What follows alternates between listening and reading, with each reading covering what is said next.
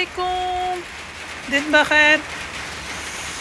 मुझे यहाँ बगैर जैकेट के और स्वेटर के खड़ा होने से सर्दी लग रही है, क्योंकि आज जो है बहुत मज़े की बारिश शुरू हो गई है।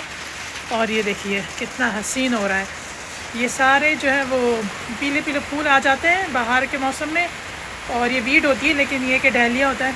डहलिया नहीं, इसको कहते हैं बेसिकली, ये ग्रास के बीच में जो है वीड निकलती है, जो कि जंगली पौधा होता है, और वो पौधा ग्रास को ख़राब कर देता है। लेकिन इतने सारे फूल खूबसूरत लग रहे तो हम निकालते नहीं हैं, हम सिर्फ बाद में कट कर देते हैं इनको।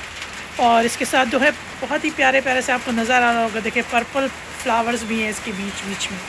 तो ये बहुत ही खूबसूरत सा, मुझे सर्दी लग रही है बहुत ज़्यादा, खड़ा भी नहीं हुआ जा रहा मुझसे यहाँ पर। हवा भी बहुत तेज़ चल रही है, ठंडी वाली बारिश हो रही है।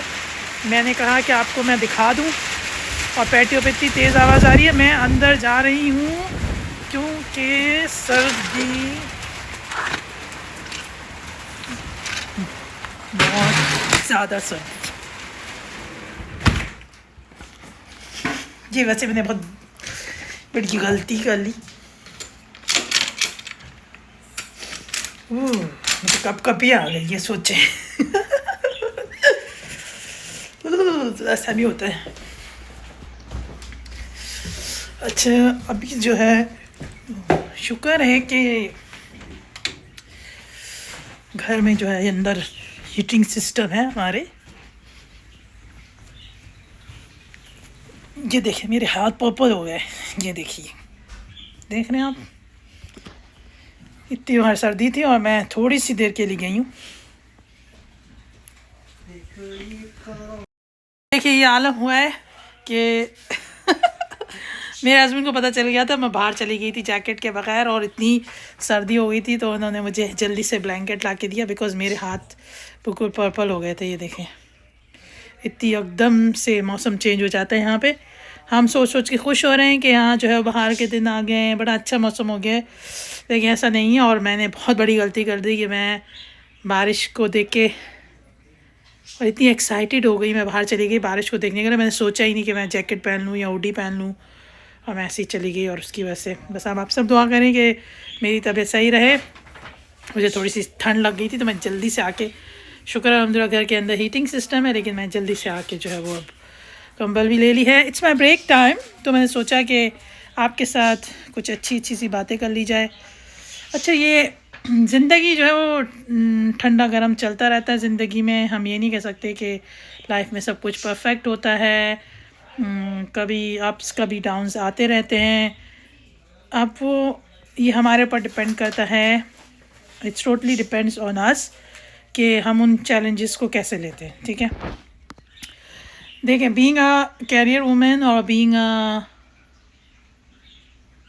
हाउसवाइफ, मतलब आप नहीं कह सकते कि हमें तो सारे काम खुद ही करने पड़ते हैं यहाँ पे कनाडा में। तो हम ये नहीं कह सकते कि हम सिर्फ बेसिकली सिर्फ हाउसवाइफ हैं या हम सिर्फ अपना कैरियर देखते हैं और कुछ नहीं करते। हमें बैलेंस करना पड़ता है। ठीक है, तो लाइफ में जो है वो ऐसे बहुत सारे डिसीजंस हमें लेने पड़ते हैं, बहुत सारे काम हमें करने पड़ते हैं जिसमें हम सोचते हैं कि हमें बैलेंस करना है।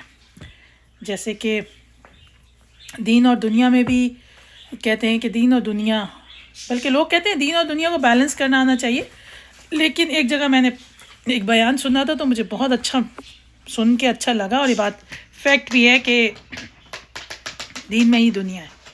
ठीक है, अगर आप दीन के मुताबिक ज़िंदगी गुजारेंगे तो यू गेट दी स्पिरिचुअलिटी, मतलब आपको रूहानी सुकून मिलेगा और आप जो है वो सुकून से जी सकेंगे और अच्छे काम करने की कोशिशों में अपने आप को मगन रखेंगे। ठीक है, अब ये हमारे ऊपर डिपेंड करता है कि हमारे जो लाइफ के चैलेंजेस आ रहे हैं हम उन्हें कैसे फेस कर रहे हैं।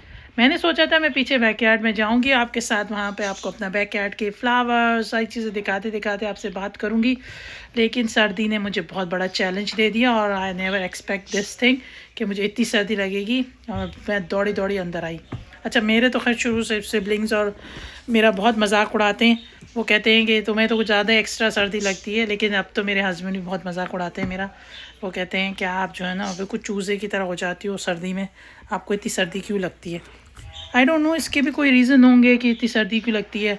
या तो हम जिस कंट्री से आए हैं वहाँ पे इतनी सर्दी नहीं होती थी, वहाँ पे सर्दियों में भी लोग सर्दी के लिए तरसते थे। अब तो खैर ग्लोबली जो है वो ग्लोबल वार्मिंग की वजह से पूरी दुनिया में वेदर जो है एक्सट्रीम होता जा रहा है।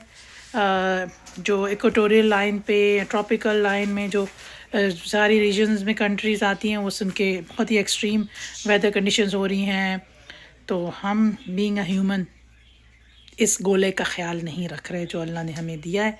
हमें इस अर्थ का और इस जिस जगह पे हम रहते हैं, जैसे हम अपने घर में अंदर रहते हुए बहुत सारी चीज़ों का ख्याल रखते हैं, सफाई का ख्याल रखते हैं, एनवायरनमेंट का ख्याल रखते हैं, कोशिश करते हैं घर का एनवायरनमेंट भी अच्छा हो, घर में रहने वाले लोगों का एटीट्यूड भी अच्छा हो, पॉजिटिव रहे, सारी चीज़ें सोच रहे होते हैं घर में। जैसे एक बात बोली जाती है, चिक चिक ना हो, ज़्यादा लड़ाई झगड़ा ना हो, शोर शराबा ना हो, वो हो जाता है एक नॉर्मल है। जहाँ 4 बर्तन रखे होते हैं वो 4 बर्तन टकराते भी हैं। जब हम इन चीज़ों को कोशिश करते हैं, सोचे फिर हम इस गोले पे रहते हैं, जब इस गोले पे रहते हैं, हम इस अर्थ पे रहते हैं, तो हम इसकी केयर क्यों नहीं करते, हम इसके ख्याल क्यों नहीं रखते। ये तो बात हो गई इन्वायरमेंट की और हमारी बीइंग अ ह्यूमन क्या रिस्पॉन्सिबिलिटीज़ है उसकी। लेकिन अब हम इंसान जब किसी तरह का चैलेंज फेस करते हैं, तो वो उस चैलेंज को फेस करने के लिए, उस चैलेंज को ओवरकम करने के लिए, उस चैलेंज से निपटने के लिए हमें क्या करना चाहिए। अच्छा, मेरी फ्रेंड्स मुझसे पूछती हैं कि how can you manage, how can you get time for this, right. आप कैसे टाइम मैनेज कर लेती हैं। जब मैं उनके साथ कोई अपना घर का कोई कॉर्नर या कोई चीज़ उनको दिखाती हूँ कि हाँ मैंने इस दफ़ा ये सोचा, ये सेटिंग चेंज की है, मैंने ये रेनोवेशन की है, इस तरह थोड़ा सा चेंज लाई हूँ मैं, तो मुझे कहती है how can you get time job के साथ। तो इसका सारा क्रेडिट जो है वो आपके घर में रहने वाले लोगों पर डिपेंड करता है। Let's suppose not, it's a fact कि अगर आपका पार्टनर बहुत कोऑपरेटिव हो और वो आपके लिए काम ज़्यादा ना बढ़ाए और आपके लिए हेल्पिंग हैंड हो, तो आप बहुत सारी चीज़ें मैनेज कर लेते हो, ठीक है।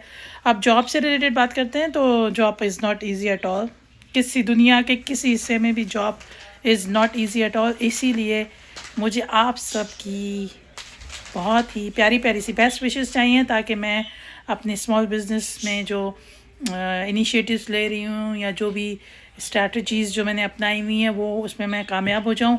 और पता है ओवरनाइट चीज़ नहीं है, इट टेक्स टाइम, लेकिन एफ़र्ट करने से ही रिज़ल्ट सामने आते हैं। अगर हम कहते हैं एक पत्थर पे भी अगर पानी थोड़ा थोड़ा पड़ता रहे तो उसमें भी शगाफ आ जाता है। आप कंसिस्टेंसी के साथ एफ़र्ट करते रहें, not at regular basis, but थोड़ी थोड़ी एफ़र्ट करते रहें तो उसका रिज़ल्ट ज़रूर आता है, ठीक है। इसी तरह आप सोचें कि आप जो है वो जॉब में भी इसी तरह जब आप कोशिश करते हैं चीज़ों को मैनेज करने की, कैरियर वाइज भी और पर्सनल लाइफ वाइज भी, प्रोफेशनल लाइफ भी, तो आप ये बैलेंस कर ही लेते हैं। कहते हैं क्या लोगों को मैनेज करना आना चाहिए। जब लोग जैसे जैसे किसी भी फील्ड में जाते हैं तो उन्हें अपनी पर्सनल लाइफ और प्रोफेशनल लाइफ को मैनेज करना आना चाहिए। कुछ लोग अपना दी बेस्ट देते हैं प्रोफेशनल सेटअप पे, अपने ऑफिस में बहुत उनको अप्रेजल मिल रहा होता है, अप्रिसिएशन मिल रही होती है, लेकिन घर में आके वो जो है वो उस तरह का रिस्पॉन्स, उस तरह का बिहेवियर, एटीट्यूड नहीं दिखाते हैं। उसकी वजह से उनकी जो है वो पर्सनल लाइफ डिस्टर्ब रहती है। अब everyone is trying their level best, हर कोई कोशिश कर रहा होता है, बट परफेक्शन किसी चीज़ में भी नहीं आती। हम कोशिश कर सकते हैं कि नियर टू परफेक्शन कुछ काम कर सकें। तो ये छोटी छोटी हमारी एफ़र्ट्स हैं, बस हमें जो है वो, जैसे हम कहते हैं ना, रिस्क देने वाली अल्लाह की ज़ात है और अल्लाह ने हमसे रिस्क का वादा किया और हमें हुक्म दिया कि हम कोशिश करें। तो बीइंग अ ह्यूमन हम जो है वो अपने तौर पे कोशिशें कर रहे हैं, और वो कोशिशें अगर हम कंसिस्टेंसी के साथ करेंगे, दुआ करेंगे, दवा करेंगे, कोशिश करेंगे, तो कामयाबी ज़रूर मिलेगी। तो इसी तरह जो भी काम शुरू करें उसमें पूरी उम्मीद रहें और कंसिस्टेंसी के साथ थोड़ी एफ़र्ट डालते रहें। आपको वो कछुए और खरगोश वाली कहानी तो याद होगी कि दोनों की रेस हो जाती है, लेकिन एंड में जीतता कछुआ ही है, क्योंकि कछुआ कंसिस्टेंसी के साथ चलता हुआ अपनी मंजिल की तरफ जा रहा होता है और खरगोश जो है वो ओवर कॉन्फिडेंट हो जाता है कि मैं तो बहुत तेज़ चलता हूँ और मैं जीत जाऊँगा उससे। वो शुरू में ओवर कॉन्फिडेंट हो जाता है और वो अपनी जल्दबाजी की वजह से जो है वो हार जाता है और वो सो जाता है। वो कहता है मैं तो थोड़ा सा नैप ले लूँ फिर काम कर लूँगा, लेकिन ऐसा नहीं होता। आप कंसिस्टेंसी के साथ करें और खुश रहें। मुझे अपनी दुआओं में याद रखिएगा। अपना बहुत ज़्यादा ख्याल रखिए।